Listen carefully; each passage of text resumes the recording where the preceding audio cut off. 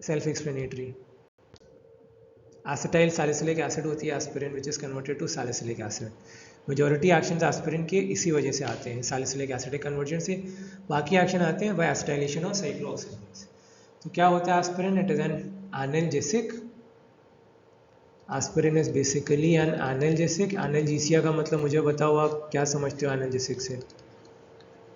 इसका संधि विच्छेद कर दो, दो में तोड़ दो इसको, एनाल्जीसिया। दूसरा एंटी पायरेटिक, इसका क्या मतलब होता है आप लोग मुझे बताओ, बता चुका हूँ। पायरेक्सिया का मतलब क्या होता है बताओ, ठीक। तीसरा एंटी इन्फ्लेमेटरी।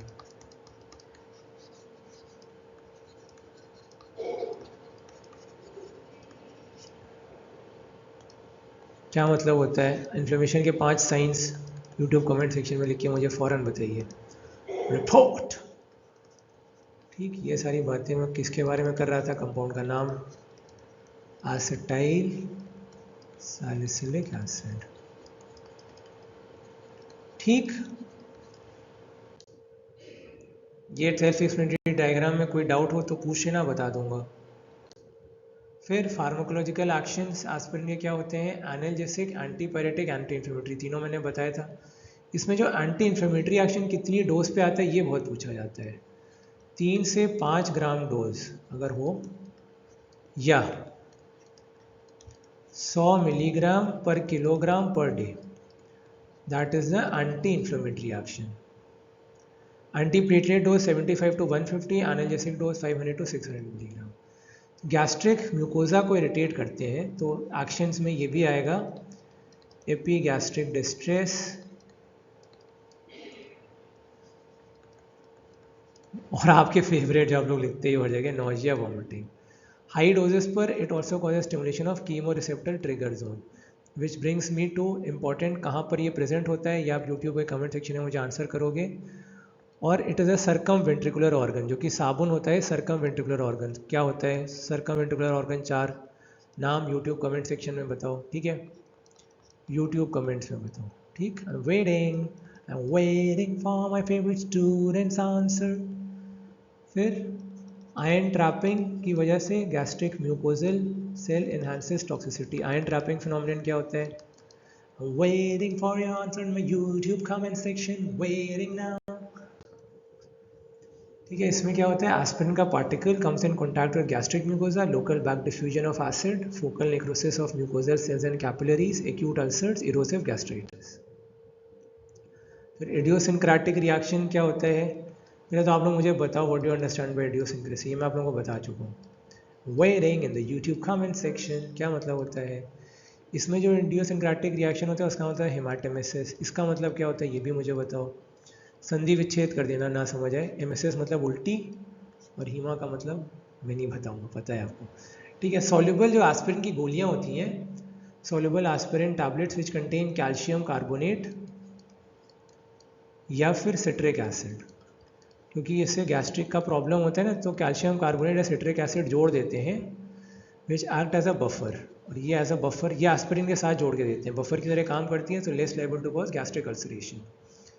स्मॉल डोजेस में aspirin causes irreversible thromboxane A2 synthesis, ठीक है, small dose. Low dose aspirin 75 to 75 से 150 मिलीग्राम में देंगे तो थ्रोम्बोक्सिन A2 का इनहिबिशन होगा, क्योंकि जो कॉक्स 1 होता है, जो कि प्लेटलेट में होता है, वो नहीं बनेगा, तो थ्रोम्बोक्सिन A2 नहीं बनेगा। और मैं आपको पहले ही बता चुका हूँ, जैसे आपका पैरासिम्पथेटिक सिंपैथेटिक होता है, ऐसे fine balance between thromboxane A2 and PGI2, A for aggregation, I for inhibition. So this is for aggregation, this is for inhibition, platelet का इनहिबिशन करेगा। PGI2 से क्लॉटिंग बढ़ेगी और थ्रोम्बोक्सिन A2 से क्लॉटिंग, PGI2 से क्लॉटिंग कम होगी, thromboxane A2 से clotting बढ़ेगी, ठीक है। अच्छा, एनाल्जेसिक डोज एस्पिरिन की जो डेंटिस्ट लोग अप्लाई करते हैं हेडेक या फीवर के लिए, ये आप बताइएगा। अभी मैंने बताया था हेडेक फीवर के लिए जितने भी डेंटिस्ट हैं यहाँ बैठे हुए, BDS MDS स्टूडेंट्स, आप लोग मुझे बताएंगे कि हेडेक फीवर में क्या डोज होती है, अभी मैंने थोड़ी देर पहले बताया था, ठीक। अब adverse effects of aspirin, side effects जो कि अकर करते हैं एनाल्जेसिक डोज पर।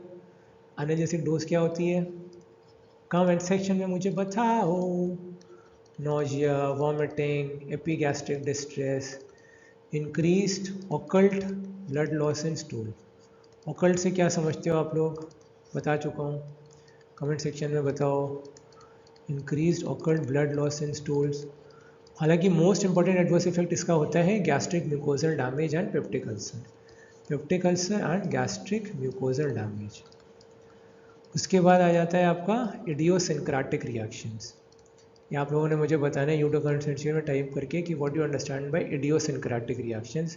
हाइपर सेंसिटिविटी एंड इडियोसिंक्रेसी में आ जाते हैं आपके rashes, fixed drug eruption, FD fixed drug eruption. Urticaria का मतलब क्या होता है मुझे बताना कमेंट सेक्शन में। वेडिंग, राइनोरिया, ये सब मैं बता चुका हूँ। Wedding wedding, keep on waiting, have some patience. फिर एंजियोएडिमा क्या होता है ये भी बता चुका हूँ। Have some patience, people will type in the comments. Asthma, aspirin induced asthma में पूछ ही चुका हूँ। एंड एनाफाइलेक्टॉइड रिएक्शंस क्या होते हैं?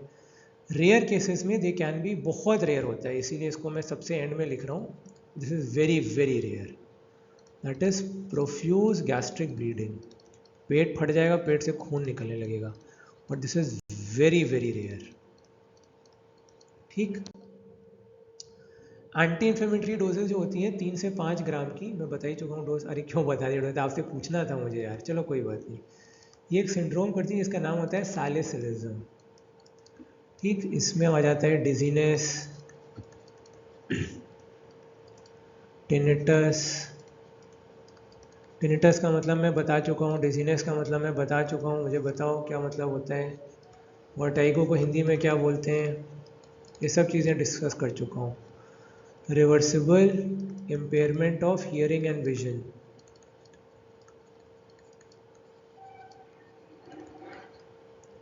Excitement, mental confusion, mental hyper ventilation and electrolyte imbalance.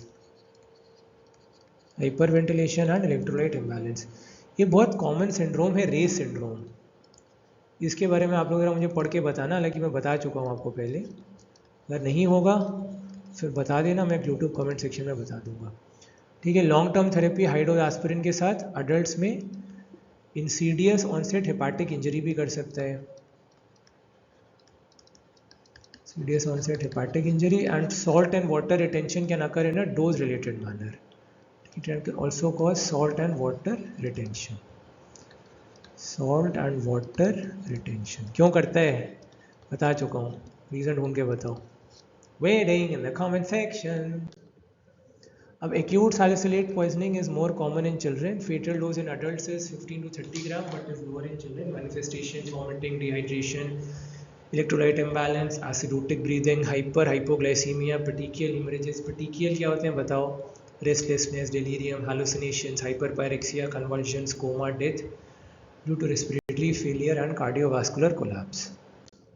Treatment symptomatic supportive होगा, एक्सटर्नल कूलिंग करेंगे, इंट्रावीनस फ्लूइड देंगे along with sodium, potassium bicarbonate and glucose, जिसकी नीड डिटरमाइन होगी by monitoring it. Gastric lavage to remove unabsorbed drug. क्या होता है gastric lavage, comments में बताओ।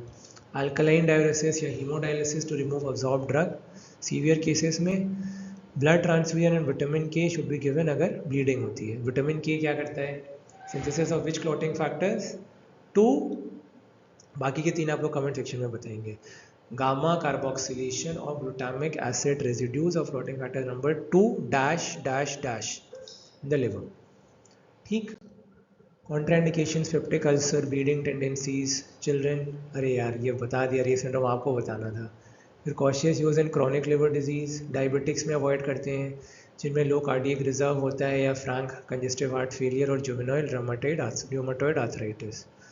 एक हफ्ता पहले स्टॉप करते हैं डेंटल एक्सट्रैक्शन एक्टिव सर्जरी। क्यों? रीज़न बताओ कमेंट्स में। Waiting, pregnancy and breastfeeding mothers में। High doses G6PD deficient individuals में अवॉइड करते हैं। क्या करता है G6PD बता चुका हूँ, कमेंट सेक्शन में बताओ। तो हीमोलाइसिस कैन अकर। फिर इंटरैक्शन में एस्पिरिन डिस्प्लेसेस वारफेरिन। क्या होता है वारफेरिन बताओ। नाप्रोक्सिन क्या होता है बताओ। सल्फोनिल यूरियास, फेनेटोइन, मेथोट्रेक्सेट, ये सब आप बताएंगे। ठीक है, तो इन सबकी टॉक्सिसिटी हो सकती है। फिर एनाल्जेसिक डोज पे inhibits tubular secretion of uric acid and antagonises uricosuric action of probenecid. Probenecid को किस डिजीज़ में देते हैं? Comment section. वेरिंग मिथोट्रिक्सेट क्या करती है बताओ? फिर it blunts the diuretic action of furosemide and thiazide, reduces potassium conserving action of spironolactone. ठीक, यूजेस बता ही चुका हूँ आने जैसे एंटीपायरेटिक, रूमेटिक फीवर और रूमेटॉइड आर्थराइटिस। ऑस्टियोआर्थराइटिस में पैरासीटामोल फर्स्ट चॉइस है। Post myocardial infarction post op में तो लाइफ लॉन्ग चलती है, ज़िंदगी भर थेरेपी चलती है, 75 से 150 मिलीग्राम।